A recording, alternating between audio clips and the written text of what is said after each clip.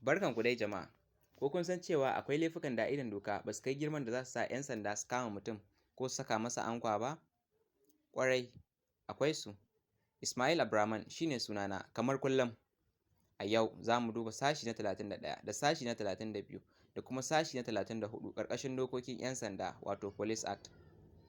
Aikin 'yan sanda ne bincike akan wani ƙorafi da ke nuna zargin aikata laifi ko wani wanda ake zarginsa da aikata laifi ƙarƙashin sashi na 31 na Police Act.